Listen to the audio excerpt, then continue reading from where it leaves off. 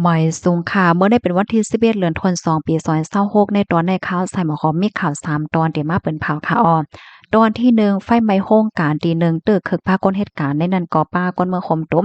ข่าวเที่ยงตอนหนึ่งค่ะโลงปองจึงเมืองไทยเดขึ้นเมทัดท้องลองปั่นฟรีวีซ่าที่ก้นนอกเมืองข่าวเที่ยงตอนหนึ่งค่ะอเมริกันยึดไล่เฮือเที่ยงลำหนึ่งในค่ะอ้อ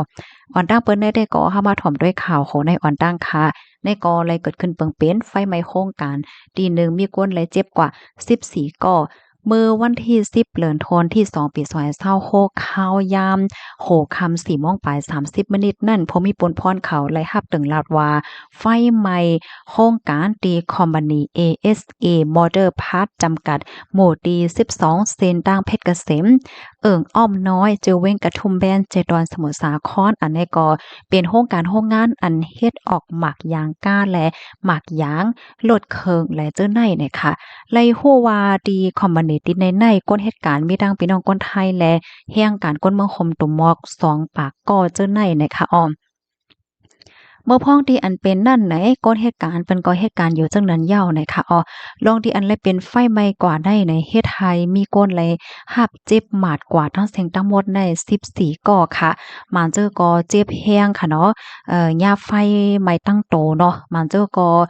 เจ็บเป็นตีเป็นตอนมังเจอก็เจ็บเอียดเจ็บออดเฮ็ดไหนค่ะอ๋อพอมีปุนพรเขาเนี่ยก็เลยเอาตัวเจอเขาได้ส่งกว่าดีโรงยากระทุ่มแบนโรงยาวิชัย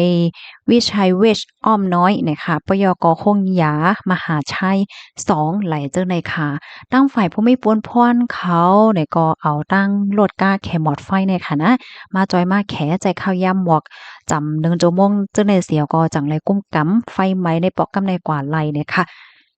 ไล่ต้องไล่ไทม์สิไล่ฮู้ว่าเมื่อพ้องหนังนั้นน่ะค่ะนะก้นเหตุการณ์เพิ่นก็ตึกเฮ็ดอยู่นะคะก้อยก็ว่ามันซ้ำมีปลิวไฟในโพรงออกมาเสียก็ปลิวไฟในซ้ำกว่าตกใส่สารแมกนีเซียมเฮ็ดจังได๋สิเฮ็ดให้ไฟในลุกเฮ็ดให้มันเป็นรองโพรงแตกกว่าเสียก็ไฟก็ลุกไหม้กว่าเฮ็ดให้เฮ็ดให้คนที่อันตึกเหตุการณ์อยู่นั่นไหนก็หย้ากว่าจังหนังว่านั้นยาวไหนค่ะ ทางฝ่ายผู้มีปนพรเขาในก็ได้ข้องก้นอันหันก้นที่อันอยู่ในมาพ้องที่อันเป็นก้นที่อันเกี่ยวข้องเนี่ยค่ะมาตองมาถามหาลองตั้งไลน์โหย่อยมันสืบกว่าว่าไหน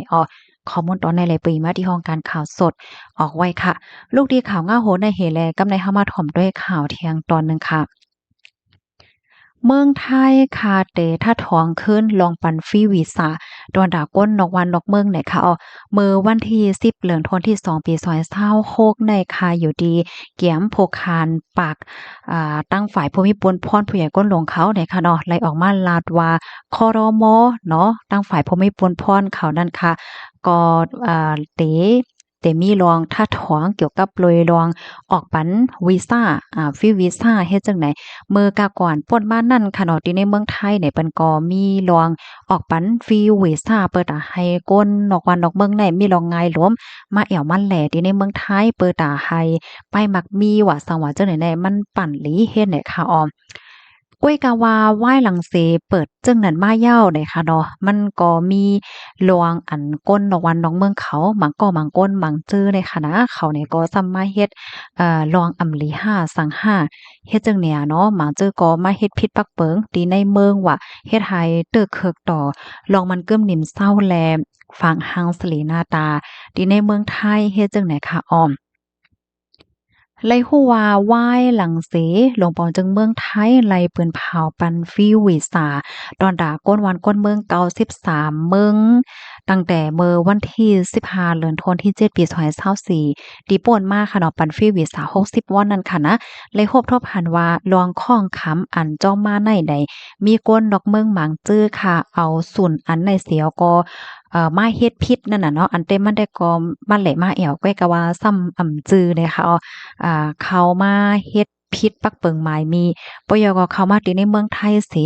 ซ้ำกว่าดังเมืองหิมฮ้อมไหลเจ้อไนก็เปิ้นนั้นไลภูมิปนพรเขาเนี่ยก็ไลโฮบทบหันลองข้องคำอันว่ามาเจ้อไนเสียวแลเนี่ยก็ได้ขึ้นอบโอ้กันเฮว่าได้เฮ็ดจึงหือเกี่ยวกับไปลองอันปันฟรีวีซ่า60วันในเฮ็ดจังได๋ ข้อมูลตอนนี้ก็ค่ะเลยปรีมาที่ของการข่าวไทยรัฐออกไว้เนี่ยค่ะอันในเฮาค่ะเนี่ยก็โหลสืบไปด้วยค่ะเนาะว่าเพราะว่าเปิ้นอบโอ้กันยาวซ้ำได้ออกเปิงปรสีจึงหือจังหามาเที่ยงให้ไหนค่ะนะ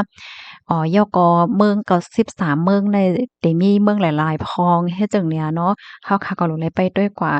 ลวงอันลงปอมจึงเขาเปิ้นได้ขึ้นเมทัดของจังหนังไหนในจ่องมันได้เตึกคือป้ากวนเมืองคมตุ่มหือและจังไหนก็เฮาโหลไปด้วยกว่าแทงก้ำเนาะพี่น้องเฮาค่ะ ลูกดีข่าวง่าโหดในเหตุแลกำในเข้ามาถ่อมด้วยข่าวแทงตอนหนึ่งค่ะอันนี้ก็อเมริกันเนาะยึดไลเฮอต่างน้ำมันแทงลำเลืองเหย่าหน่อยค่ะเมื่อวันจันทร์เนาะวันที่9เดือนธันวาคมที่2ปี2026ในห้องการล้มฝ่ายแกดแค้อเมริกันเปิ้นเผาว่าซึกอเมริกันนั่นไล่เขาติ่งยอบกุมคือต่างน้ำมันเทียงลำหนึ่งไหว้หลังเสไล่ปักตาไปด้วยเป็นปอกเป็นกำ มาหลายเหงลักค่ะเนาะลูกดีปางหลายแคริบเบียนเหี่ยวก็กว่าดอกบ่ถึงสมุทรอินเดียในภูมิปนพรอเมริกันลาดว่าเฮอลำในจื้อห้องว่าอากิลา2ค่ะอากิลา2นั่นน่ะเนาะอันได้ซ้ำเขามันเฮอลำในมันเฮ็ดจอมหนัง